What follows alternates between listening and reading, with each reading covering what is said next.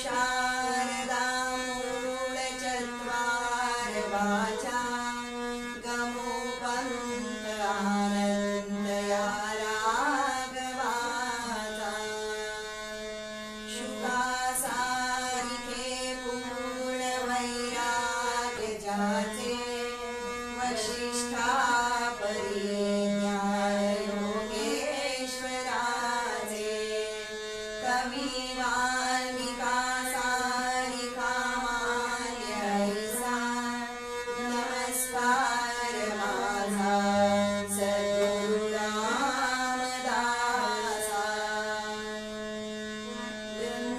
वृंदावनासी बहुशांत काया चाफा फुलला बहुवेडी निष्ठा समाधीवरी वर्षत आहे गुरुला नमस्कार माझा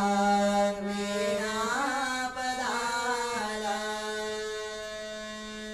तपस्वी तनुपूर्ण वैराग्य दीप्ती सदांतरी ज्ञान विज्ञान तृप्ती जया कामना राम रूपी निवारा नमस्कार माझा सद्गुरु श्रीधराला जय जय रघुवीर समर्थ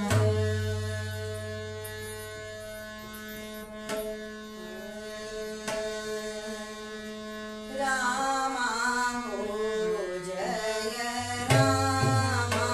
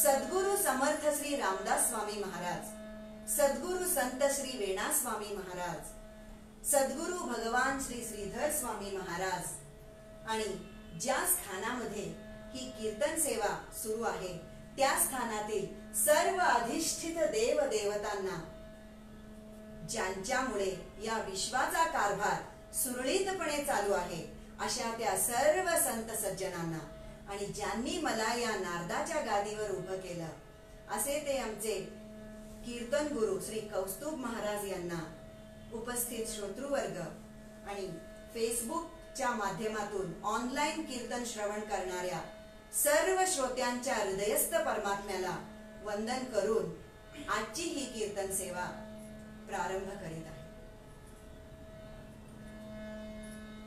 आजच्या कीर्तन सेवेसाठी घेतलेलं पद हे संत श्रेष्ठ जगद्गुरु श्री तुकाराम महाराजांचं आहे। तुकाराम महाराजांचा अधिकार काय वर्णन करावा हो, आणि तो वर्णन करताना कवी मोरोपंत म्हणतात,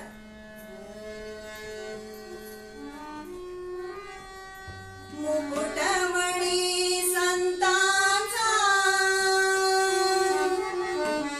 मुकुटमणी संतांचा, शिव शिव तुकया म्हणोनिया वाणी,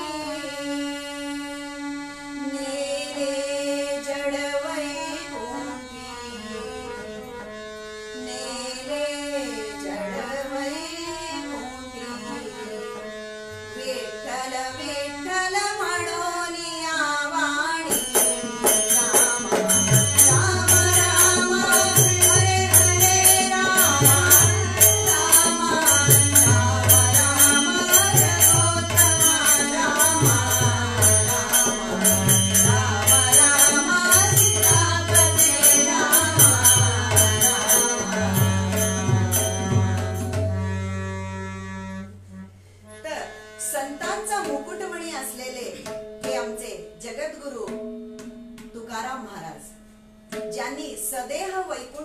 निर्माण केलं इतका त्यांचा अधिकार आहे.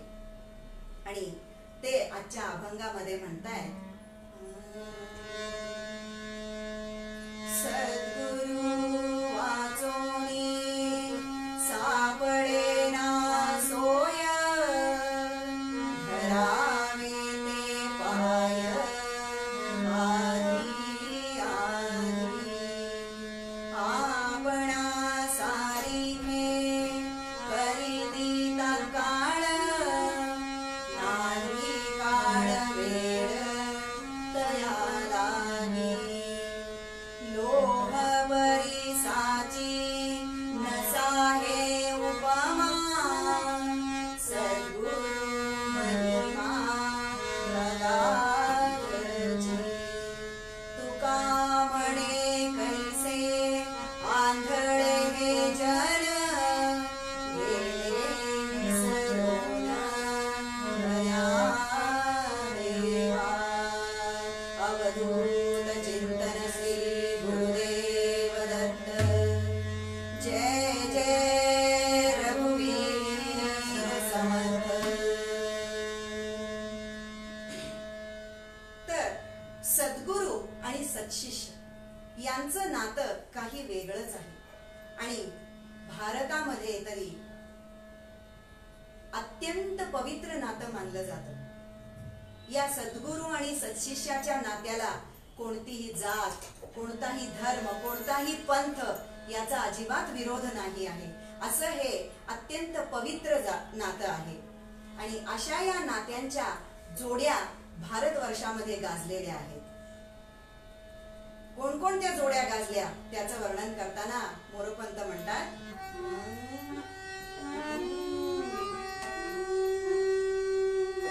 जोड्या गुरु शिष्याच्या आर्यावर्तात दिव्य आढळते. गोरख मच्छिंद्रावरी, गोरख मच्छिंद्रावरी, तैसा ज्ञानासी जाण निवृत्ती. एका जनार्दनाचा नाम्या तैसा सेविसोबाचा. शिवबादासांचा,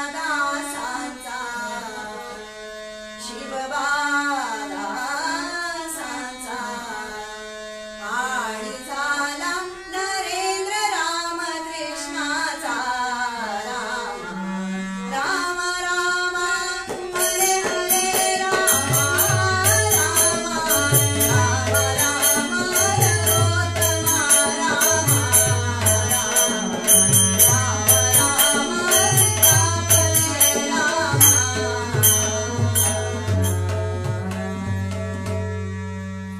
तर अशा या गुरु शिष्यांच्या जोड्या भारतवर्षामध्ये गाजलेल्या आहेत.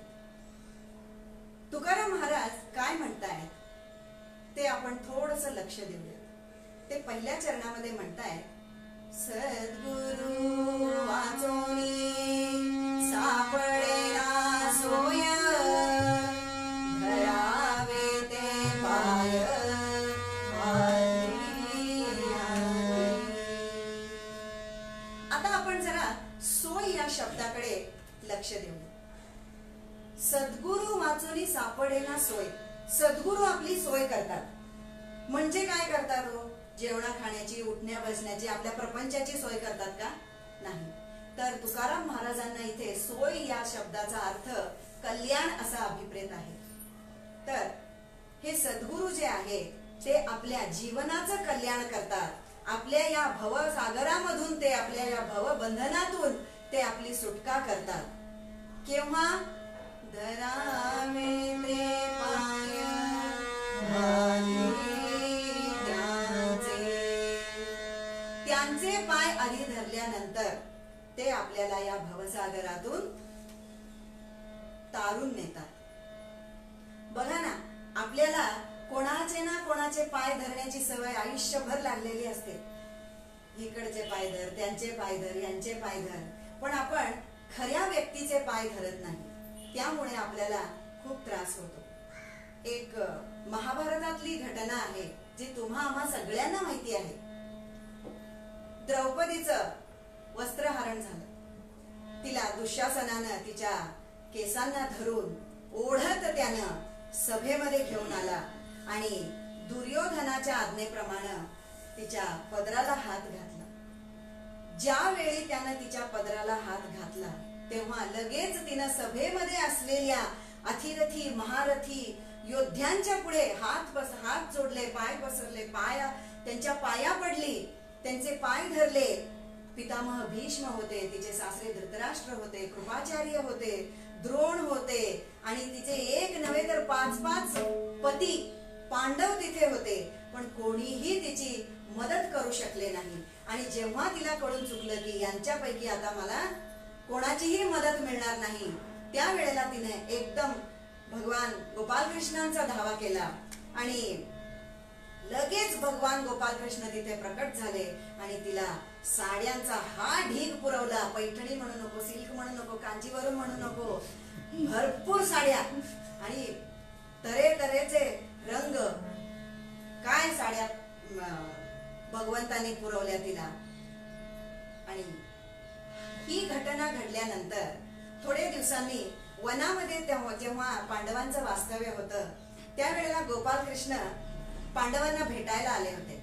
त्यावेळेला द्रौपदीने मागची आठवण काढली आणि कृष्णाला म्हणाली की काय रे, जेव्हा माझं वस्त्रहरण होत होतं त्यावेळेला आपल्या चित्रपटातल्या पोलिसांसारखा शेवटी आलास, आधी का नाही आलास? मग कृष्णानेही फार छान उत्तर दिलं बघा. तो म्हणाला, तुला त्यांच्याकडे खूप विश्वास होता की जिथे सभेमध्ये तुझं वस्त्रहरण चाललं होतं तिथे अतिरथी महारथी तुझे सासरे द्रोण कृपाचार्य वगैरे त्यांच्यावर तुझा फार विश्वास होता ना, म्हणून तू जेव्हा बोलवलंस तेव्हा मी तत्काळ आलो की नाही, एका क्षणाचा तरी विलंब लावला का नाही. म्हणून तात्पर्य इतकं की आपण याचे त्याचे सगळ्यांचे पाय धरत बसतो आणि शेवटी जेव्हा आपल्याला काही पर्याय उरत नाही तेव्हा आपण सद्गुरूंचे पाय धरतो. मग महाराजांना एवढंच सांगायचंय की सगळ्यांचे पाय धरून आल्यावर शेवटचा पर्याय म्हणून सद्गुरू निवडू नका, तर आधीचा पर्याय म्हणून सद्गुरू निवडा. मग बाकीच्यांचे पाय धरायची आवश्यकताच पडणार नाही. एकदा आणि अशा पद्धतीनं आपण एकदा का सद्गुरू केला, एकदा आपल्याला सद्गुरू भेटला की त्याला सोडू नये आणि त्याच्यावर संशय घेऊ नये, त्याच्यावर विश्वास ठेवावा, पूर्ण विश्वास ठेवावा. काय झालं, एक 4 शिष्य होते आणि ते हिमालयाच्या प्रवासासाठी निघाले होते. त्यांनी आपल्या गुरूंची आज्ञा घेतली, गुरुजींना नमस्कार केला आणि म्हणाले की आम्ही भ्रमण करून येतो. मग गुरुजींनी त्या शिष्यांना आशीर्वाद दिला आणि म्हणाले, तुमचा प्रवास चांगला होऊ दे, पण एक गोष्ट लक्षात ठेवा, तुम्ही पहिल्यांदा एवढ्या लांबचा प्रवास करत आहात, तर जर काही तुम्हाला माझी गरज वाटली, तुम्ही अडचणीत आलात आणि मला तुम्हाला जर बोलवायचं असेल तर लगेच तुम्ही मला बोलवा, म्हणजे मी लगेच तिथे येऊन तुमची त्या संकटातून सुटका करतो. बरं म्हणाले हे 4 शिष्य आपले गाठोडे बांधून निघाले. दर मजल करत हिमालयाच्या पायथ्याशी आले. त्यावेळेला काही घोडागाडी विमान वगैरे नव्हतं, त्यामुळं पायीच चालायचं होतं आणि हिमालयाच्या पायथ्याशी आले आणि रोज सकाळी उठल्यावर थोडं जिथं संध्याकाळ होते, ज्या गावामध्ये संध्याकाळ होईल त्या गावामध्ये थांबायचं, आपला तंबू ठोकायचा, तिथं विश्रांती घ्यायची आणि दुसऱ्या दिवशी पुन्हा हिमालयाचा पर्वत चढायचा. असा यांचा क्रम सुरू झाला. आणि एके दिवशी त्यांनी संध्याकाळी एका गावामध्ये तंबू ठोकला आणि तिथे त्यांनी वास्तव्य केलं. संध्याकाळचा स्वयंपाक वगैरे शिजवला, जेवले ते आणि विश्रांतीसाठी तंबूमध्ये 4 शिष्य पहुडले. मध्यरात्र होतीये तोवरच असा प्रसंग निर्माण झाला की चहूकडून सोसाट्याचा वारा सुटला आणि बर्फाचा पाऊस पडू लागला. हिमालय होते, बर्फाचाच पाऊस पडणार. आता बर्फाचा इतका जोराचा पाऊस पडायला लागला आणि इतका जोराने वारा यायला लागला की यांचा तंबू उडून गेला. मग हे चारही शिष्य आपले सुटका करून घेण्यासाठी, आपला जीव वाचवण्यासाठी इकडे तिकडे तिकडे तिकडे पळू लागले. कुणाचा आवाज कुणाला ऐकू येईना आणि रात्र झाल्यामुळे त्यांना दिसतही नव्हतं काही. आणि अशामध्ये एक घटना घडली की एका तिथे अशी हिमालयामध्ये ती दरी निर्माण झाली आणि एक शिष्य त्या दरीमध्ये अडकला. लगेच त्यानं प्रसंगावधान राखून काय केलं, झोळीमधली ती दोरी आणली होती, ती दोरी काढली, जवळच असलेल्या झाडाला ती असा फंदा करून त्याला टाकून त्या झाडाला बांधलं आणि दुसरं टोक आपल्या कमरेभोवती बांधलं आणि तो अशी दोरी धरून लटकत उभा राहिला. थंडी वाजायला लागली हो, बर्फाचा पाऊस पडतोय, थंडी वाजणारच. मग त्याने विचार केला की किती वेळ मी असं उभं राहणार आहे, मरून जाईन मी. मग एकदम त्याला गुरुजींची आठवण झाली की गुरुजींनी सांगितलं होतं की लगेच मला बोलव म्हणून. मग त्याने लगेच धावा सुरू केला. गुरु धाव रे मला पाव रे, गुरु धाव रे मला पाव रे, तुझ्या प्रेमाचे किती गुण गाऊ रे, तू दर्शन आम्हाला गाव रे, तुझ्या प्रेमाचे किती गुण गाऊ रे, तू दर्शन आम्हाला गाव रे, गुरु धाव रे मला पाव रे, गुरु धाव रे मला पाव रे, तुझ्या प्रेमाचे किती गुण गाऊ रे, तू दर्शन आम्हाला गाव रे, तू दर्शन आम्हाला गाव रे, तू दर्शन आम्हाला गाव रे. धावा सुरू केला. लगेच फटीतून आवाज आला, काय रे काय झालं? मग लगेच तो शिष्य म्हणाला आणि त्यांनी सगळी आपली हकीकत सांगितली, काय काय झालं ते. बाकीचे कुठे आहेत मला माहित नाही, मी मात्र या दरीत अडकून पडलोय. गुरुदेवा आता तुम्हीच मला वाचवणार. मग गुरुजींनी विचारलं की काय रे, खरंच वाचवू ना? हो हो गुरुदेवा, विश्वास आहे ना माझ्यावर? अगदी तुमच्यावर पूर्ण विश्वास आहे. आता तुमच्याशिवाय मला कोणी वाचवणारच नाही. बघ शेवटच्या वेळी कच खाशील मग? नाही गुरुदेवा, मी सांगेन ते करशील? हो करणार गुरुदेवा. म्हणून त्यानं विश्वास दाखवला. मग गुरुदेव म्हणाले की तू जी कमरेला दोरी बांधली आहेस ना, ती सोडून टाक. आणि अंतर्धान पावले. हा विचार करतोय, गुरु मला वाचवायला आला का मारायला आला?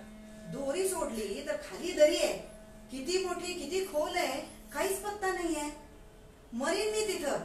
आणि जर असंच लटकत राहिलो तर थोड्या वेळाने सूर्योदय होईल, बर्फ वितळू लागेल, माझे सहपाठीही येतील आणि ते मला वाचवतील. असा त्यानं विचार केला आणि तो दोरीला धरून तसाच लटकत राहिला. थोड्या वेळाने सकाळ झाली. बाकीचे त्याचे 3 मित्रमंडळी आले आणि बघतायत तर काय, हा थंडीनं कुडकुडून तिथेच मरण पावला होता. जर त्यानं गुरुचं ऐकलं असतं आणि कमरेची दोरी सोडली असती तर त्याच्यात आणि जमिनीमध्ये 1 फुटाचं अंतर होतं, वाचला असता. संशय दाखवला गुरुवर. म्हणून अशा पद्धतीने गुरुवर कधीही संशय दाखवू नये, त्याच्यावर पूर्ण विश्वास ठेवावा. गुरु जे म्हणतील ते करावं, कारण ते पुढचा विचार करतात, ते दूरदृष्टीने विचार करतात आणि आपण काय करतो, तात्पुरता विचार करतो आणि तात्पुरतं सुख आपल्याला पाहिजे असतं. पण गुरु जे आहे आपल्याला शाश्वत सुख देण्याचा विचार करत असतात. आणि गुरु जे आहेत नेहमी शिष्याचं हित कसं होईल तसाच ते सारखं त्याच्यासाठी झटत असतात. शिष्यम हिताय सततम. गुरु जे आहेत ते शिष्याच्या हिताचा विचार करत असतात. एकदा फी घेतली, वर्षाचा अभ्यासक्रम पूर्ण केला, जा तिकडे मरमेल्या असं नाही म्हणत गुरु. ते सदैव आपलं जीवन पूर्ण, आपला जीव असेपर्यंत आपला पाठीराखा असतो.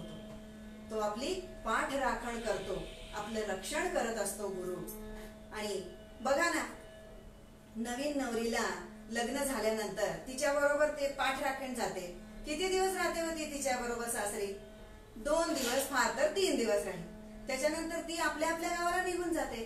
पण गुरुचं असं नाही, तो सदैव आपले पाठराखण करत असतो. म्हणून माऊलीने खूप सुंदर म्हटलंय. माऊली म्हणतायत, सद्गुरु सारिका असता पाठी राखा.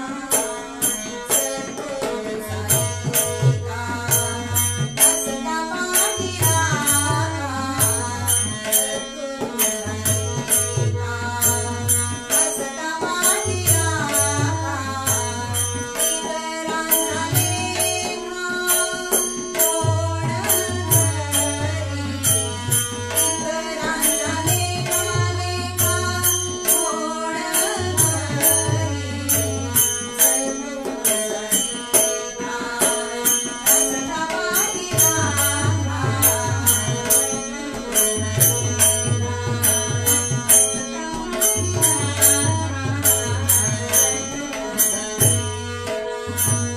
ज्ञानदेव म्हणे तरलो तरलो. ज्ञानदेव म्हणे तरलो तरलो. आता उतरलो गुरुकृपे. आता उतरलो गुरुकृपे. सद्गुरु सारिका असता पाठी राखा. सद्गुरु सारिका असता पाठी राखा. सद्गुरु सारिका. सद्गुरु सारिका.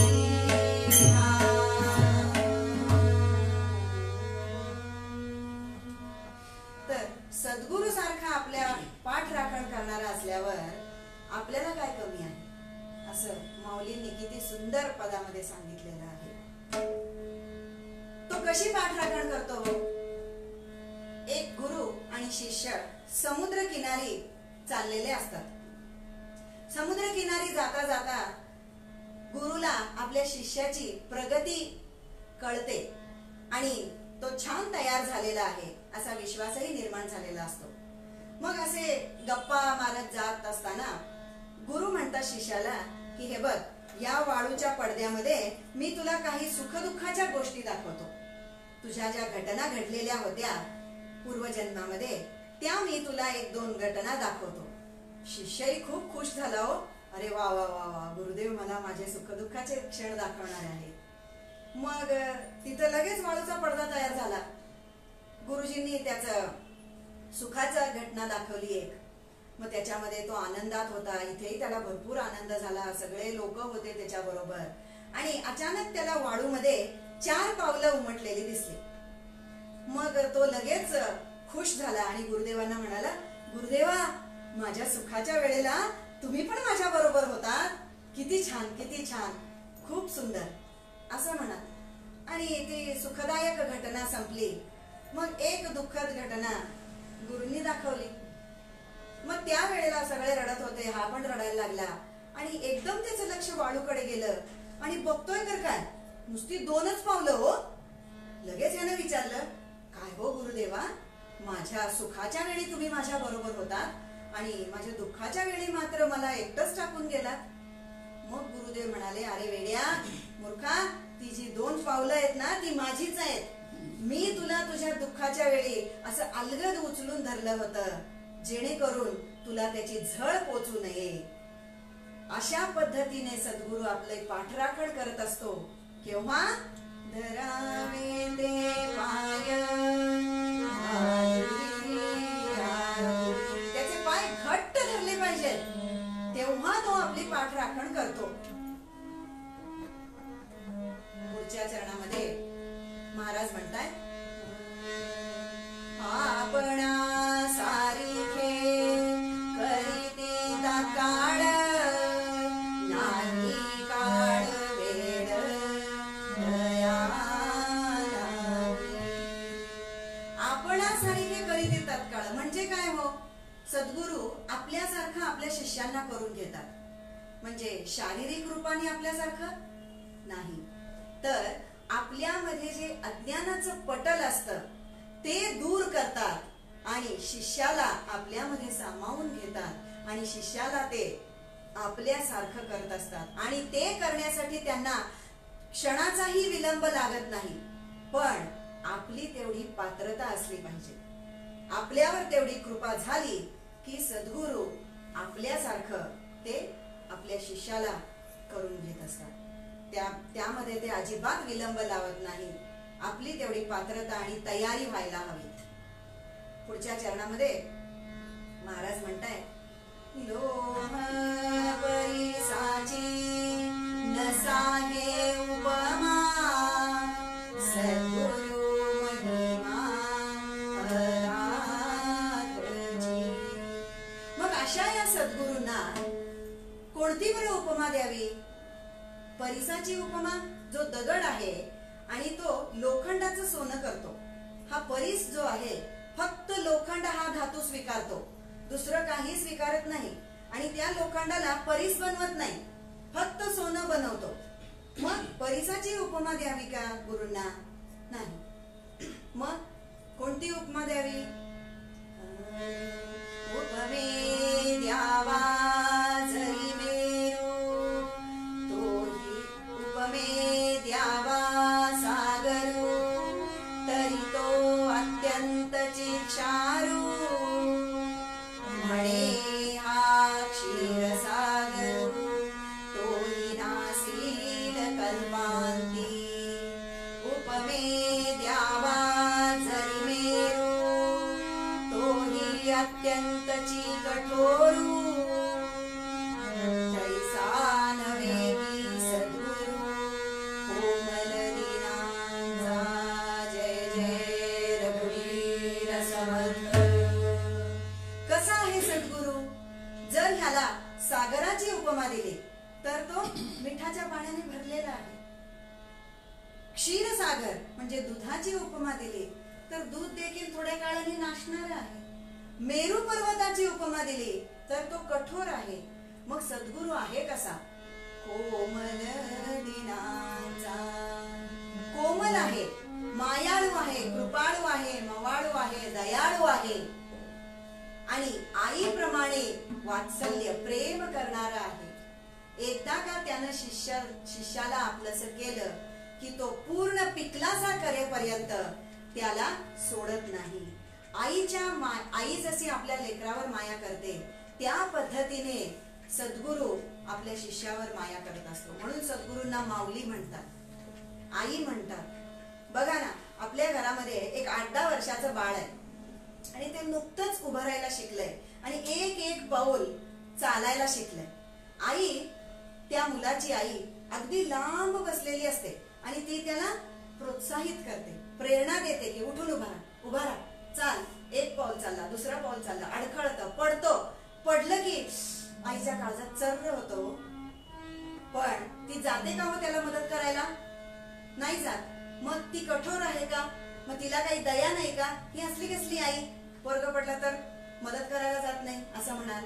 पण ती त्यावेळी त्याला स्वतःच्या पायावर उभा राहण्यासाठी शिकवत असते.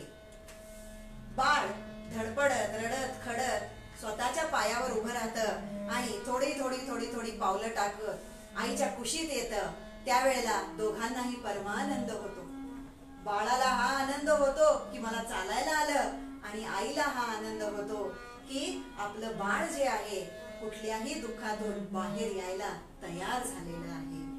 अशा पद्धतीनं आईसारखं प्रेम करत असतो सद्गुरू. एक दृष्टांत सांगते.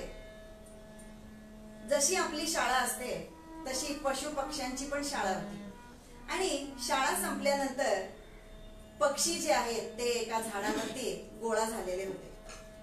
कावळा, चिमणी, मोर, कोकिळा, बदक, गरुड असे सारे पक्षी बसलेले होते. मग प्रत्येकाने आपला आपला अनुभव, शिक्षणाचा अनुभव सांगितला. काय म्हणे, आमच्या शाळेमध्ये पोपट म्हणाला, आमच्या शाळेत मला उडायला इतकं चांगलं येतंय पण मला म्हणे पोहायला शिकवलं, तू उडायचं नाहीस. मग कोकिळा म्हणाली, माझा आवाज किती सुरेख आहे, तर म्हणे मला पोहायला जा, तू उडायचं, तू गायचं नाहीस. मग असे करत करत करत त्यांचे आपले आपले अनुभव सगळ्यांनी सांगितले आणि त्यांना काय काय त्रास झाला हे सांगितलं. मग शेवटी गरुड म्हणाला, अरे हट, 4 भिंतीत जो शिकतोय ती काय शाळा आहे का? खरी गुरु, खरा शिक्षक ही माझी आई आहे. असं ते कसं काय बुवा? तो म्हणाला, अरे मी अंड्याच्या कोशातून नुकताच बाहेर आलो होतो आणि मला डोळे पण उघडता येत नव्हतं. आई म्हणजे काय माहित नव्हतं, श्वास कसा घ्यायचा माहित नव्हतं, जग कसं असतं माहित नव्हतं. मी नुकतंच आईकडे डोळे उघडून बघण्याचा प्रयत्न करत होतो, तेवढ्यात आईनं मला पंजात पकडलं आणि उंच उंच उंच उंच उंच उंच उंच आकाशात घेऊन गेली. मी म्हटलं, आई काय करतेस? मला श्वास कसा घ्यायचा माहित नाही, मला ऊन माहित नाही, मला पाऊस माहित नाही, मला वारा माहित नाही, मला काही माहित नाहीये. तू मला कुठे घेऊन निघालीयस? आणि ती उंच उंच उंच उंच आकाशात गेली आणि तिथून मला तिनं टाकून दिलं. मी एक दृष्टी आईकडे टाकली आणि म्हटलं, आई असं का केलंस ग तू? आणि खाली बघितलं, दरी, खडक, रस्ता, नदी, नाले, समुद्र. पडलो असतो, फुटलो असतो, मेलो असतो, पण आता माझ्याकडे पर्याय उरलेला नव्हता. आणि हळूहळू मी डोळे उघडले, माझे पंख हळूहळू मी पसरले आणि त्या वाऱ्याच्या वेगावर स्वार झालो. एक गिरकी घेतली, आईकडे वरती बघितलं आणि म्हणाला, आई उडणं जमलं ग, उडणं जमलं. आणि आईच्या डोळ्यातून घळाघळा अश्रू आले. तर मंडळी, सद्गुरू असे आपल्याला शिकवत असतात. काही काही वेळेला बघा, किती दुःखाचा मोठा प्रसंग आपल्यावर ओढवलेला असतो, पण सद्गुरू त्यावेळेला मदत करत नाही. का? तर ते आपल्याला परमार्थाची गरुड झेप घ्यायला शिकवतात. तेव्हा ती गरुड झेप होते. आणि नंतर अशी काय एकदा परमार्थाची गरुड झेप घेतली की पुढं जी येणारी दुःख असतात त्याचं काहीच वाटत नाही. सुखदुःखे समकृत्वे लाभालाभो जया जयो, अशी अवस्था निर्माण करून देतो सद्गुरू आपल्याला. म्हणून आपण त्याचे पाय काय करायला पाहिजे? घट्ट धरले पाहिजे. आणि अशा सद्गुरूंचा महिमा वर्णन करताना संत कबीर म्हणतात, गुरु गोविंद दो खडे काके लागू पाय, बलिहारी गुरु आपने गोविंद दियो बताय. तर गुरु आणि गोविंद म्हणजे भगवंत आणि गुरु जर आपल्या समोर दोघेही एकदम उभे ठाकले तर आपल्याला गडबडून जाता कामा नये. कोणाचे पाय आधी धरावे असा आपल्याला प्रश्न निर्माण होतो. मग तुम्हाला अजिबात गडबडून जायचं कारण नाहीये, कारण गुरु हा भगवंतापेक्षा श्रेष्ठ आहे आणि भगवंताकडे जाण्याचा मार्ग गुरु दाखवतो. म्हणून गुरुचे प्रथम पाय धरले पाहिजेत, त्याला प्रथम नमस्कार केला पाहिजे. आणि आपल्याला पुढच्या चरणामध्ये तुकाराम महाराज म्हणतात, तुका म्हणे कैसे आंधळे जन गेले विसरून खऱ्या देवा. कुठल्या लोकांना आंधळे म्हणताय? डोळस असून जे आंधळे आहे. म्हणजे काय? ज्यांना सद्गुरूची प्राप्ती झालेली आहे, जे सद्गुरूच्या छत्रछायेखाली आहेत, ते त्यांना न ओळखता दुसरीकडे भटकत असतात.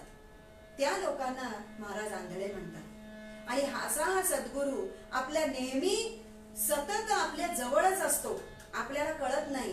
बघा ना, कितीतरी वेळा असे प्रसंग येतात की आपल्यावर दुःख येतं आणि कुणीतरी कोण कुठला तो आपल्याला येऊन मदत करून निघून जातो. आणि नंतर आपण विचार करत बसतो की अरे, आपण याचं नाव गाव पत्ता विचारला नाही. आयुष्यभर त्याला शोधायचा प्रयत्न करतो पण तो सापडत नाही. मग तो कोण असतो? सद्गुरूच असतो.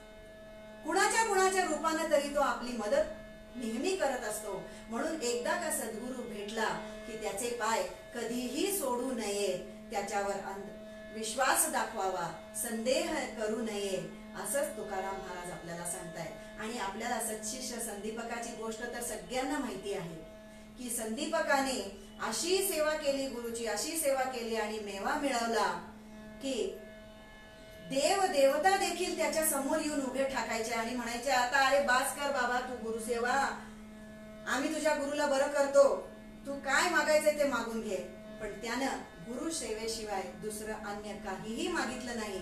म्हणून भगवान विष्णूंनी द्वापार युगामध्ये कृष्णावतारामध्ये संदीपनी ऋषी झाले ते आणि त्यांचं ऋण शिष्यत्व पत्करून फेडलं. त्यांच्या घरची सगळी कामं भगवंतांनी केली. काय काय कामं केली त्यांनी? सद्गुरु वाचुनी वाचुनी विमळ जिणे काय शुक सांगे भागविला वाकडे काय. तर श्रीकृष्णांनी लाकडं देखील वाहिली गुरूंची. अशा पद्धतीने गुरूंचं ऋण फेडलं आणि गुरुची प्राप्ती झाली होती. आणि पुढे आपण आख्यानामध्ये बघणार आहोत की गुरु प्राप्ती झाल्यानंतर कायापालट कसा होतो आणि कोणाला गुरुची प्राप्ती झाली, कशी झाली, त्यासाठी त्यांनी काय काय केलं ते आपण आख्यानामध्ये बघणारच आहोत. तत्पूर्वी तुकाराम महाराज आपल्या मूळ पदात म्हणताय,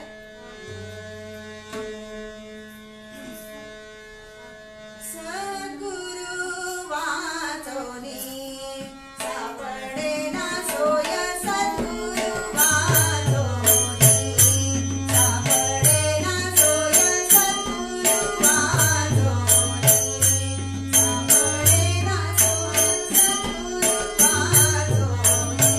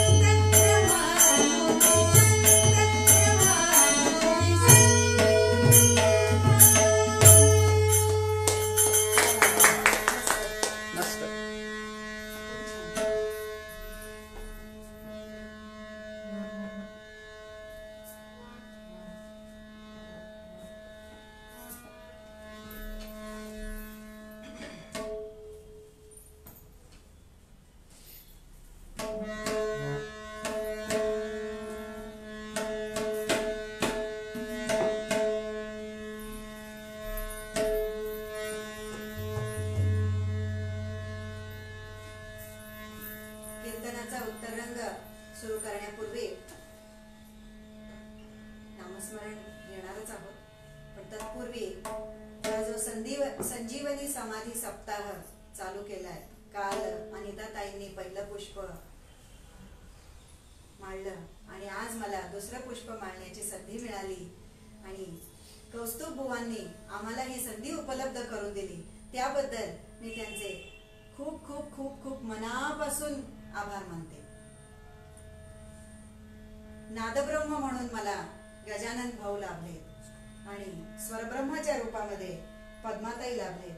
आतापर्यंत त्यांनी मला सांभाळून घेतलंय, यापुढेही त्यांनी सांभाळून घ्यायचं आहे आणि पुढे पुढे असेच कीर्तनामध्ये उत्तरोत्तर प्रगती होऊ दे माझी आणि त्यांनी मला सांभाळून घ्यावं, यासाठी मी त्यांची खूप खूप आभारी आहे. त्यांना विनंती करते,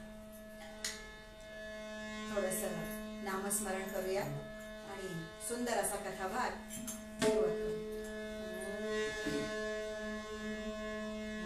श्रीराम श्रीराम जय श्रीराम जय राम जय जय राम श्रीराम जय राम जय जय राम श्रीराम जय राम जय जय राम श्रीराम जय राम जय जय राम श्रीराम जय राम जय राम श्रीराम जय राम जय जय राम श्रीराम जय राम जय जय राम श्रीराम जय राम जय जय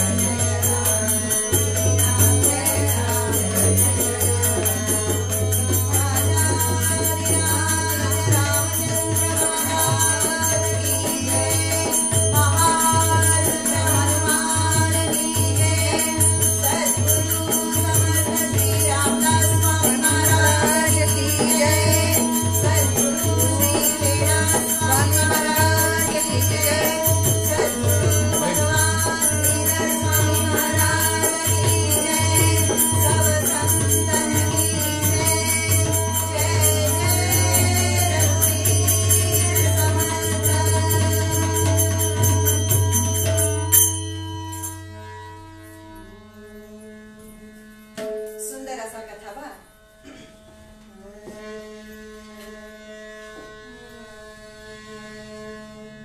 बाई मी लग्नाधी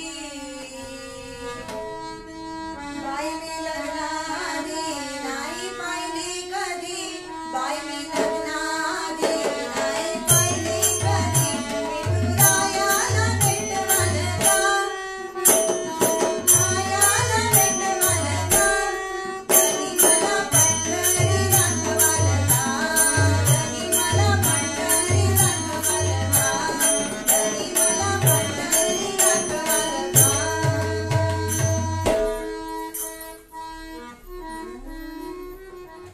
धनी, मला या वक्ताला पंढरपूरला जायचंय म्हणजे जायचंय म्हणजे जायचंय. अगं असं काय करतेस, या अवस्थेमध्ये तुला झेपणार आहे का पंढरपूरचा प्रवास? असं करूया, आपण पुढच्या वर्षी जाऊया. ते काही नाही, मला आता जायचंय म्हणजे जायचंय म्हणजे जायचंय. गर्भवती गोणाई दामाजी शेट्टींजवळ हट्ट करतीये. मंडळी, जगामध्ये 3 हट्टापुढे कुणाचंच चालत नाही.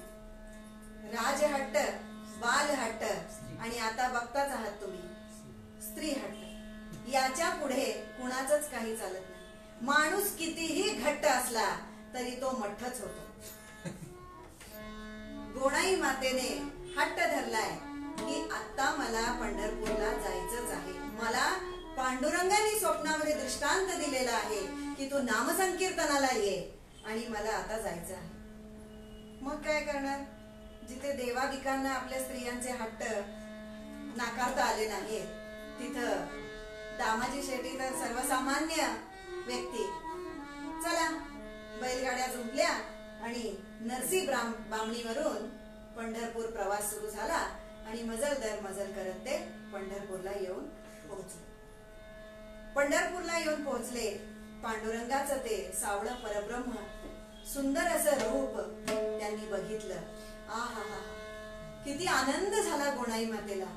किती रे छान तुझं सोवळं रूप आहे. ते सावळं परब्रह्म रूप बघून तिला गहिवरून आलं. कसं होतं ते रूप. सुंदर ते ध्यान उभे विटेवरी, सुंदर ते ध्यान उभे विटेवरी, करकटावरी करकटावरी तुळशीहार गळा काढे पीतांबर, तुळशीहार गळा काढे पीतांबर, आवडे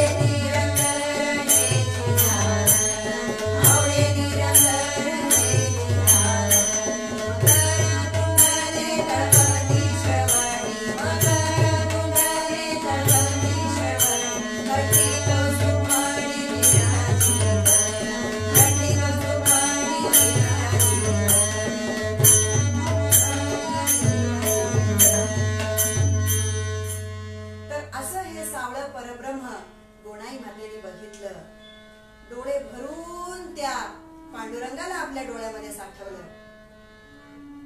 दामाजी शेट्टी म्हणाले, चला आता दर्शन झालं पांडुरंगाचं, तुझ्या म्हणण्याप्रमाणे आपण आलो, आता जाऊया आपल्या गावाला.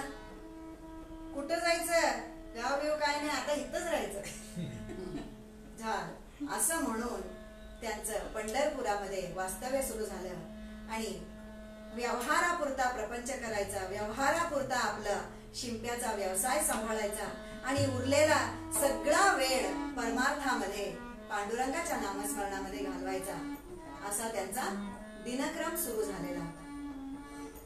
गोणाई मातेचे दिवस भरलेले होतेच आणि ती योग्य वेळी प्रसूत झाली. मुलगा झाला.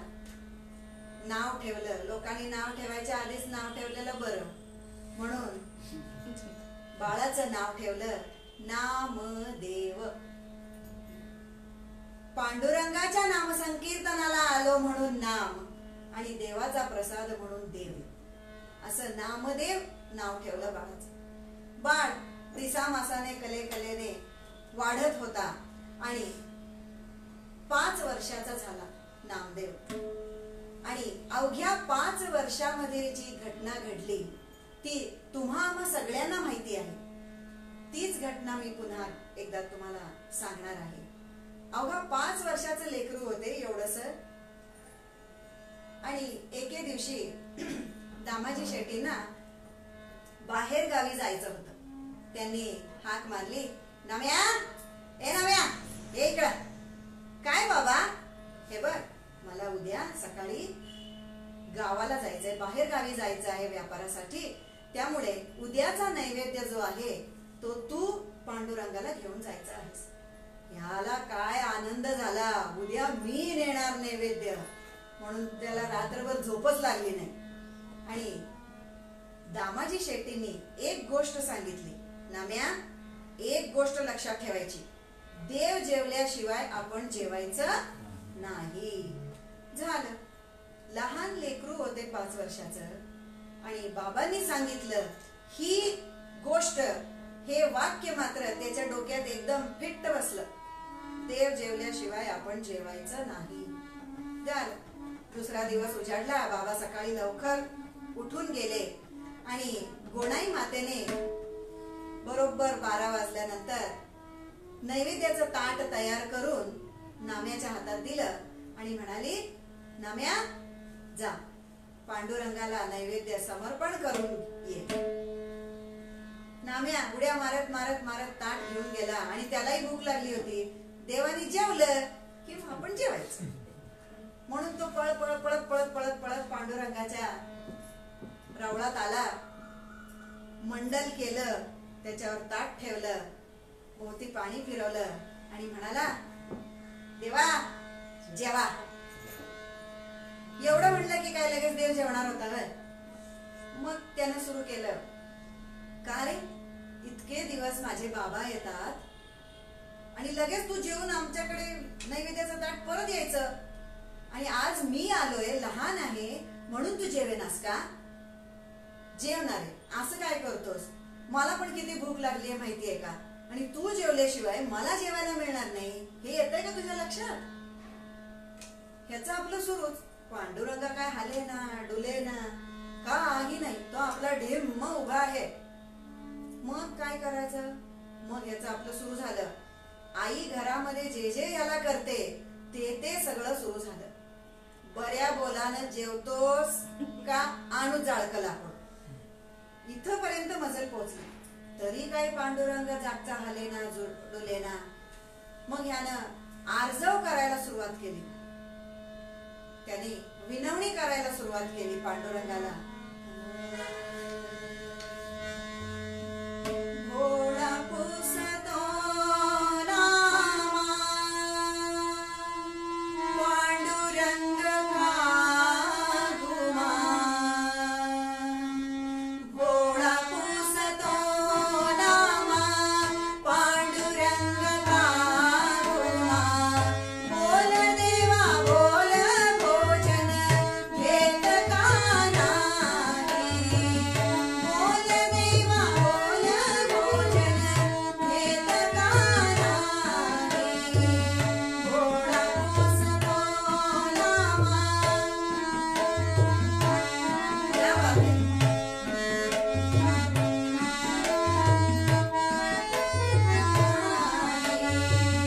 खीर पुरी अंकान मला आवडतेच तुम्हा सारे. खीर पुरी अंकान मला आवडतेच तुम्हा सारे.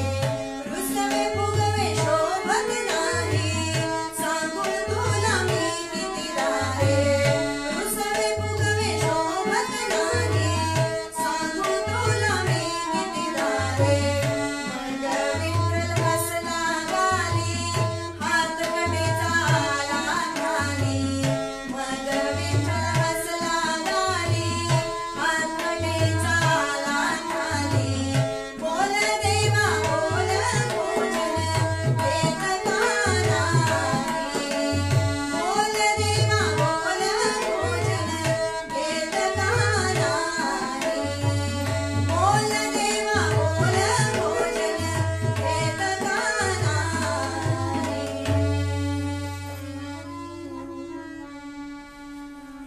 आर्जवानी सुरू केलं हो यांनी. जेवणार आहे बाबा, माझ्या पोटात पण कावळे ओरडायला लागले, मलाही जेवायचंय, असं का करतोयस तू? आणि आता हा काय पांडुरंग ऐकत नाही असं जेव्हा त्याला कळलं, तेव्हा आता शेवटचा उपाय राहिला होता. आणि तो पळत पळत पळत पळत बाहेर रावणाच्या बाहेर गेला. तिथे एक पायरी होती आणि त्या पायरीवर उभा राहून, हे बघ देवा, आता जर का तू जेवला नाहीस तर मी ह्या पायरीवर डोकं आपटून माझा कपाळ मोक्ष करून घेईन. 1 2 3. तो कपाळ मोक्ष करणार एवढ्यात त्याच्या डोक्याखाली एक मौसूत हात आला हो, आणि गाभाऱ्यातून आवाज आला, नाम्या नाम्या नाम्या, अरे दगडाचा देव कधी जेवतो का रे? हा उठून उभा राहिला आणि म्हणाला, मला काय तू वेडा समजतोस? दगडाचा देव कधी बोलतो का रे? बोललास ना, आता जेव. असं म्हणून अवघ्या 5व्या वयाच्या 5व्या वर्षी आमच्या नामदेवांनी पांडुरंगाला ताट स्वच्छ चाटून पुसून घासून स्वच्छ करायला लावलं. असा हा यांचा नामदेवांचा अधिकार. रिकामा ताट घेऊन घरी आला पळत पळत पळत. भूक लागली होती. आई लवकर जेवायला वाढ, लवकर जेवायला वाढ, मला खूप भूक लागली आहे.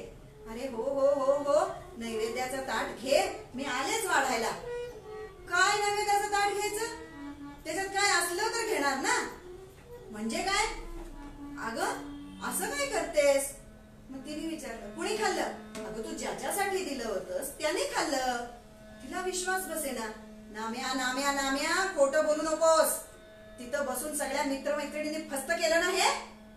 अगं नाही आहे, मी नाही खाल्लं, अजिबात मी नाही खाल्लं, पांडुरंग जेवला. तिला विश्वास बसेना आणि तिने विचारलं, कोण होतं रे तिथं बघायला? पांडुरंग जेवला हे बघायला कोण होतं रे? तो म्हणाला, अगं आई कोण कशाला पाहिजे, मी होतो ना तिथं.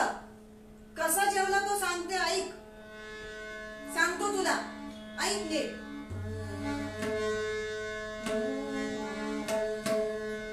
देव जेवला ग, देव जेवला, देव जेवला ग, देव जेवला,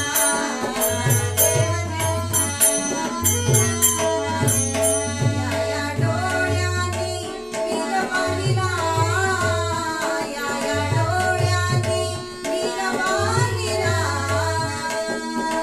देव जेवला ग, देव जेवला. कसा जेवला ते सांगतो, ऐक आई.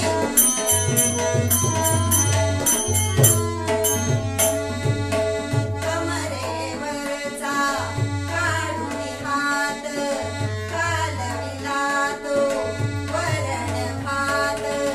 कमरेवरचा काढिला हात, कालविला तो दूध भात.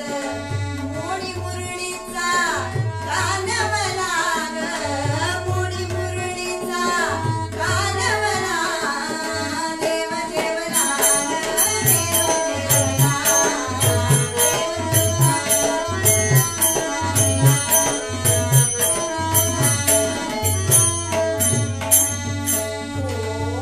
रपली ग. आज काय दिलं होतंस वाटीमध्ये, काय दिलं होतंस माहितीये ना तुला? रपली ग, रपली ग, त्याने खीर, रपली ग, त्याने खीर. तोंडी लाविली कोशिंबीर, तोंडी लाविली कोशिंबीर. घुटका आमटीचा मारियाला ग, काय बात आहे, घुटका आमटीचा मारियाला, देव जेवला ग, देव जेवला, देव जेवला ग, देव जेवला, या या डोळ्यांनी वीर पाहिला, या या डोळ्यांनी वीर पाहिला, देव जेवला ग, देव जेवला, देव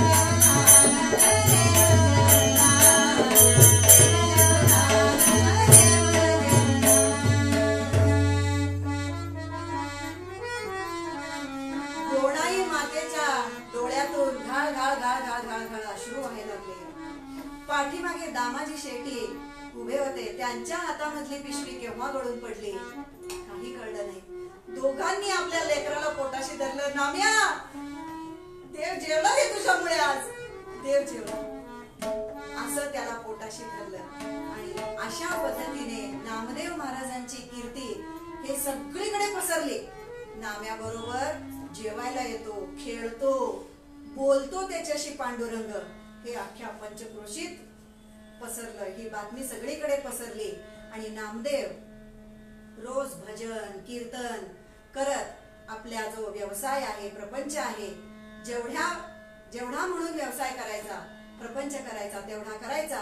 आणि उरलेला वेळ सगळा भजन कीर्तनामध्ये, पांडुरंगाचं नामस्मरण याच्यामध्येच घालवायचा.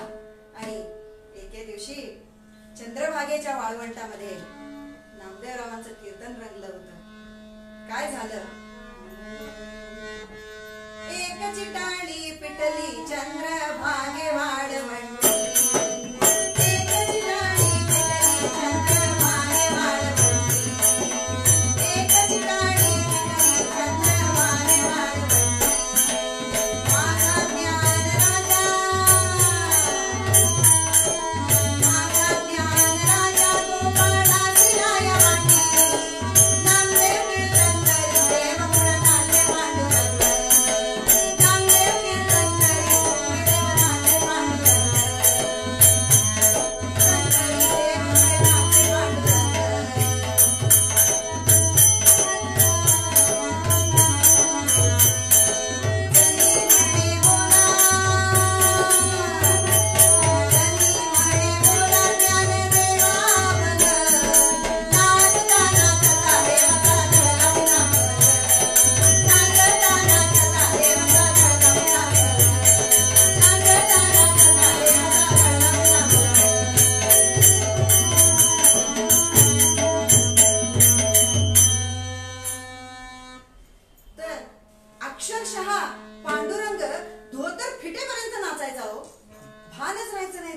नामदेवाच्या कीर्तनामध्ये. अशी ख्याती सगळीकडे पसरली. आणि असं असताना एके दिवशी नामदेव महाराज आणि बाकी सगळी संत मंडळी गोरा कुंभार यांच्या गावी तेरढोकी या गावामध्ये जमले होते. सगळी संत मंडळी होती. कोण कोण होतो संत मंडळी?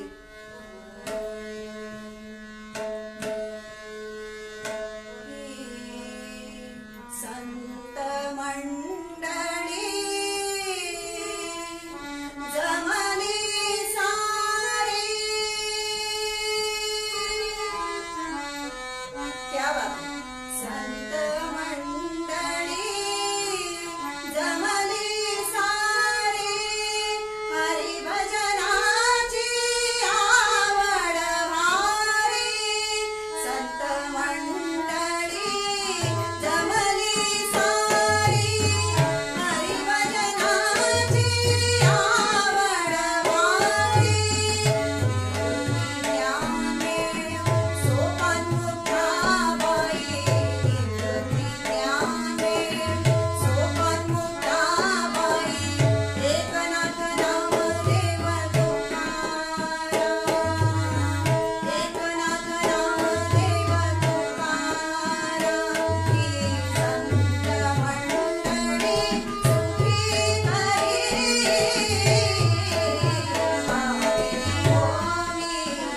आज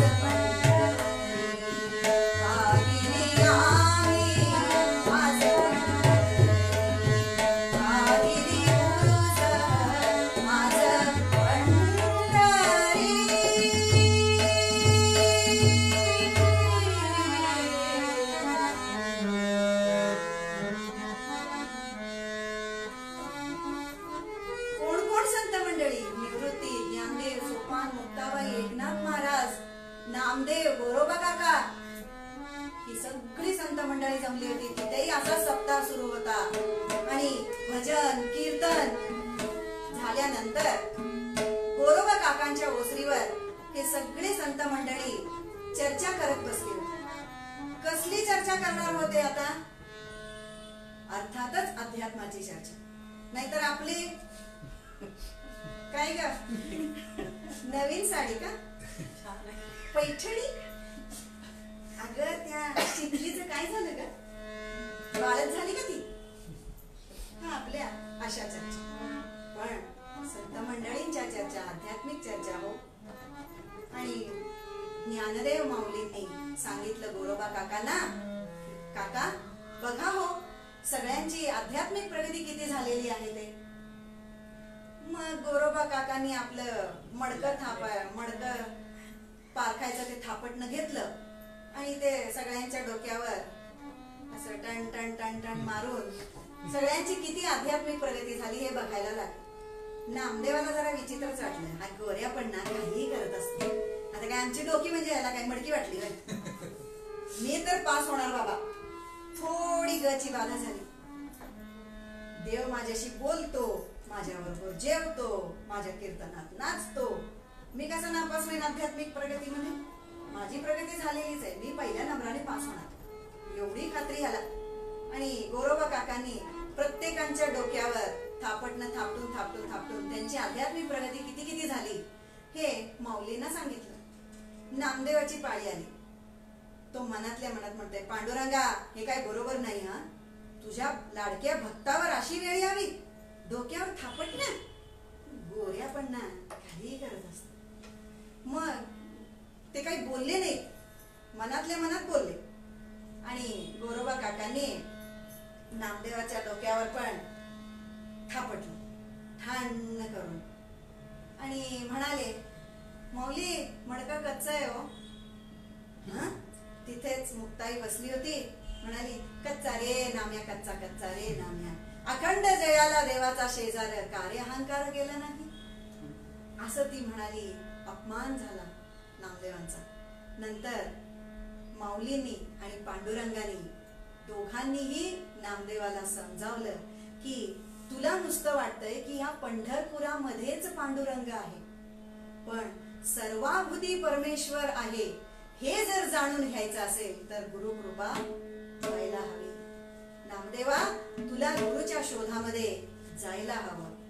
नामदेवाला ते पटलेलं नव्हतं, पण माऊलींच्या सांगण्यावरून आणि खुद्द पांडुरंगाने सांगितल्यामुळे नामदेव गुरुच्या शोधामध्ये निघाले.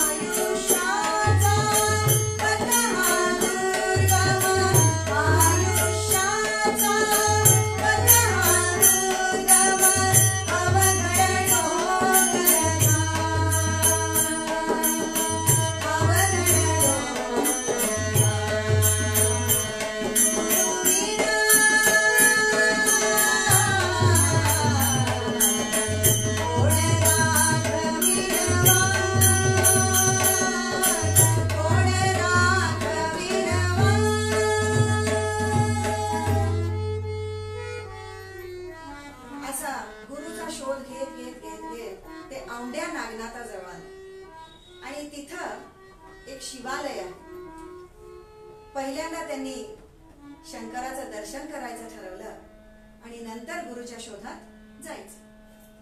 ते देवळामध्ये आले आणि बघतात तर काय, शंकराची पिंड आहे आणि त्या पिंडीवर पाय ठेवून एक म्हातार बाबा झोपले. नामदेवाला विचित्र वाटलं, हे काय झोपायची जागा आहे का? ठीक आहे, दुपार झालीये, सुस्ती आलीये, झापड आलीये, झोपावं, पण पिंडीवर पाय? दर्शन कसं घ्यावं माणसाने? मग त्याने लगेच म्हातार बाबांना सांगितलं, ओ म्हातार बाबा, तुमचे जरा पाय आहेत ना ते बाजूला करा, मला दर्शन घ्यायचं आहे. दोनदा तीनदा सांगितलं, ते काय उठले नाही. मग चौथ्यांदा त्याने थोडस जोरामध्ये सांगितलं. मग म्हातार बाबा म्हणाले की बाळा, मला माझ्या अंगात ताकद नाही रे. असं कर ना, तू एक काम कर, तू की नाही माझे पाय घे आणि जिथं देव नाही तिथं ठेवून दे. बरं, आता काय, देवाचं दर्शन घ्यायचं होतं, दुसरा पर्याय नव्हता नामदेवांकडे. म्हणून त्यांनी त्या म्हातार बाबांचे असे पाय उचलले आणि दुसऱ्या जागी ठेवले. बघतो तर काय, तिथं एक पिंड. परत तिसऱ्या जागी हलवले, तिथं पिंड. असं करत करत करत करत नामदेवांनी असं गोल त्या म्हातार बाबांचे पाय फिरवले आणि असं जिथे जिथे त्यांनी पाय ठेवायचा प्रयत्न केला तिथे तिथे पिंड तयार झाली आणि ते पिंडीचे एक घड्याळच तयार झालं. आता पाय ठेवायला जागाच नाहीये. पाय हातात घेतले, खाली ठेवायची तर पिंड तयार.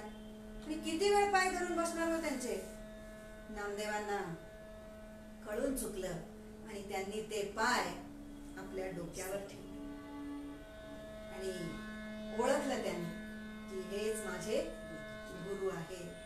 आणि खरंच ते दुसरे तिसरे कोणी नसून विसोबा खेचर हे नामदेवांचे गुरु होते. आणि त्यांनी ते पाय डोक्यावर ठेवले आणि म्हणाले,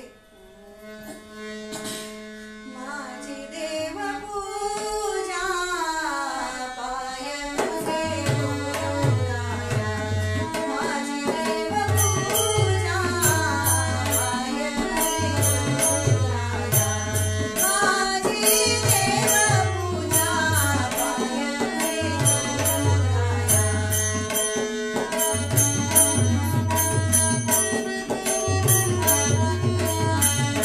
चरणाचे ध्यान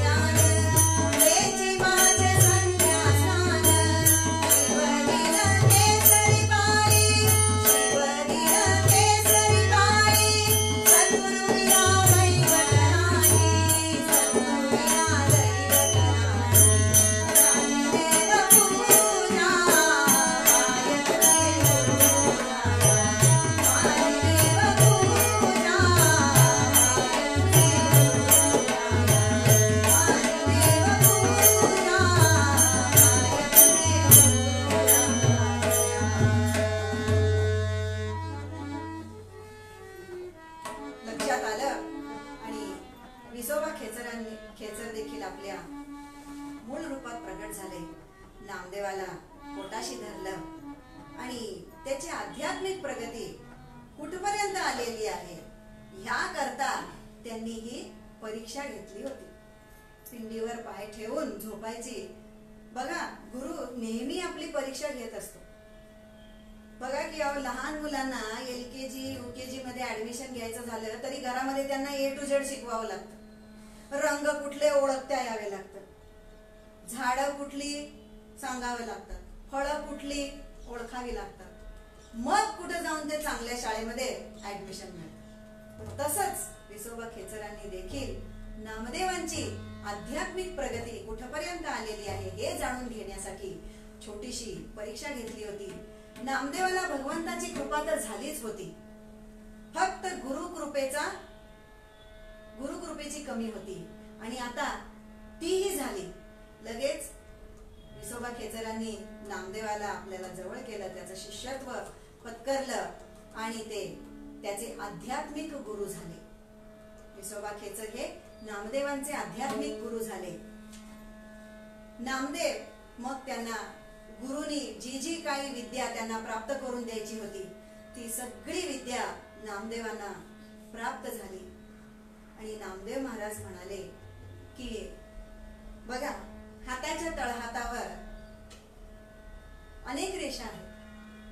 भाग्य रेषा आहे, मस्तक रेषा आहे, आयुष्य रेषा आहे, धनरेषा सगळ्यांना आवडते. सगळ्या रेषा आहेत, पण परमार्थाची रेषा कुठे आहे? ते म्हणतात परमार्थाची रेषा ही गुरुकृपेने प्राप्त होते आणि ती कुठे असावी लागते? कपाळावर असावी लागते. आणि त्यांच्या मुखातून अभंग आला, परमार्थाची रेषा नाही कपाळात, परमार्थाची रेषा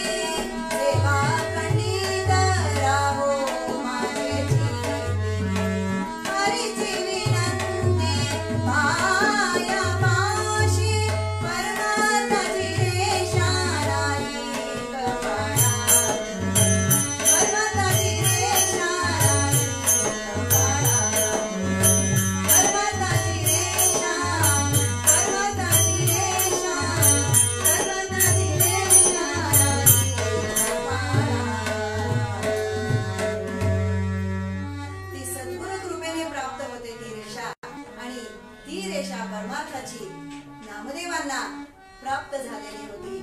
सगळं काही झालेलं होतं आणि त्याच्या पुढे माऊलींच्या सांगण्यावरून आणि गुरूंच्या सांगण्यावरून, पांडुरंगांच्या सांगण्यावरून पुढचे जे 40 वर्ष होते ती सगळे भारत भ्रमण केलं नामदेवांनी. पूर्ण 40 वर्षे अगदी पंजाब पर्यंत अटके पार झेंडा फडकवला भागवत धर्माचा. आणि तिथं पंजाब मध्ये जाऊन संत ते गुरूंच्या त्या सिखांच्या ग्रंथामध्ये आमच्या नामदेव महाराजांचे 65 अभंग आहेत. इतका अटके पार झेंडा फडकवला, पार सगळीकडे भागवत धर्माचा प्रचार प्रसार पुढची 40 वर्ष त्यांनी केली. आणि असं करत करत पुन्हा ते 80व्या वर्षी म्हणजे 1370 मध्ये 80व्या वर्षी ते पुन्हा पंढरपुरात आले. घरी नाही गेले, तडक रावळात. आणि इतके वर्ष झाल्यानंतर नामदेव महाराज आलेत म्हटल्यावर अख्ख्या गावाला ही वार्ता कळली. सगळे जण नामदेव महाराजांचं दर्शन घ्यायला आले होते. नामदेव महाराज पांडुरंगाच्या मंदिरात गेले आणि तिथे पायरीवर उभे राहिले आणि पांडुरंगाला म्हटलं, पांडुरंगा, याच पायरीवर उभं राहून मी भांडलो ना रे तुझ्याशी. पांडुरंगा, मी भांडलो ना रे तुझ्याशी याच पायरीवर उभं राहून. आणि आता याच पायरीचा चिरा होऊन जाईल, याच पायरीचा चिरा होऊन जाईल. का? सर्व सत्ता हाली आता, नामयाचा खेचर दाता. सगळ्या जगाचं सार कळलं होतं.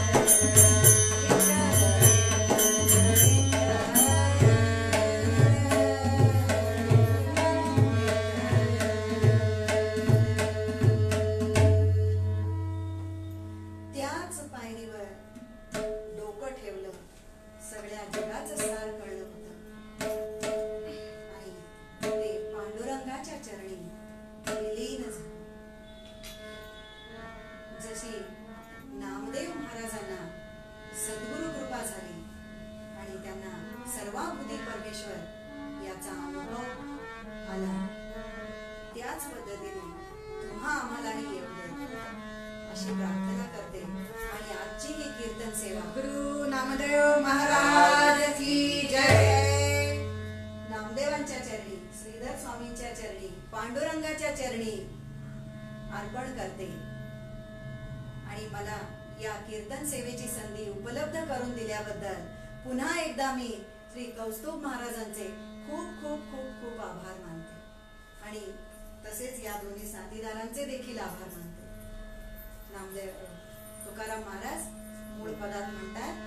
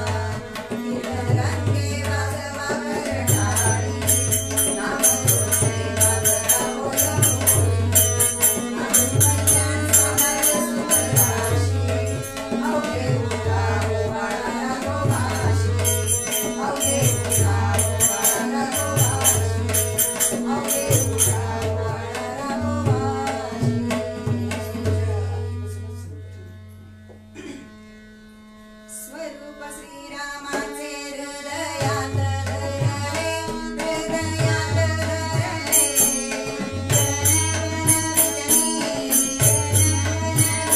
रामची मागे तो प्रभले, वैराग्याची देई रामी निश्चळ, देई रामी निश्चळ. जडमुख जनने, जडमुख जनने वेदी लावल्या केली. जय देव जय देव जय सद्गुरु समर्था, जय सद्गुरु समर्था.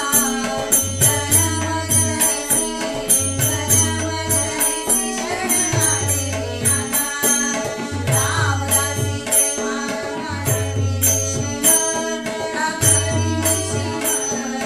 धर्माकर्मी धर्मे, धर्माकर्मी धर्मे ब्रह्मा पार्वती ब्रह्मानंद नामा, पार्वती ब्रह्मानंद नामा. देवी आरती करणी, देवी आरती करणी जय देव जय देव जय सद्गुरु समर्था, स्वामी सद्गुरु समर्था.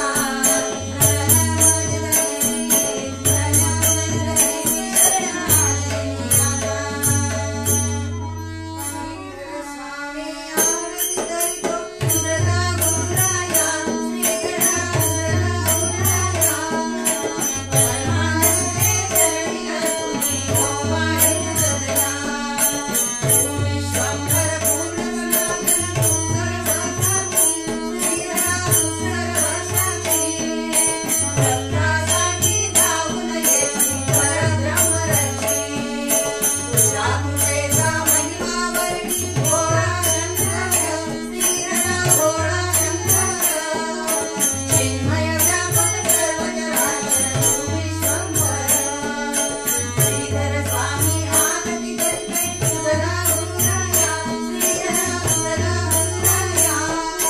परमानंदे चरणी तुझी ओवाळीत सदया. भक्तांचे तू भक्त पुरविसी भक्ती मागुनी, श्रीराम भक्ती मागुनी. दया सागराची नाथा येशील धावोनी. स्वामी सुखाची अखंड मूर्ती सद्गुरु श्रीधरा, स्वामी सद्गुरु श्रीधरा. भक्तावरती कृपा करुणिया डोळे आंबेरा. श्रीधर स्वामी आरती करीते तुझला गुरुराया, श्रीधर तुझला गुरुराया. परमानंदे चरणी तुझी ओवाळीत सदया.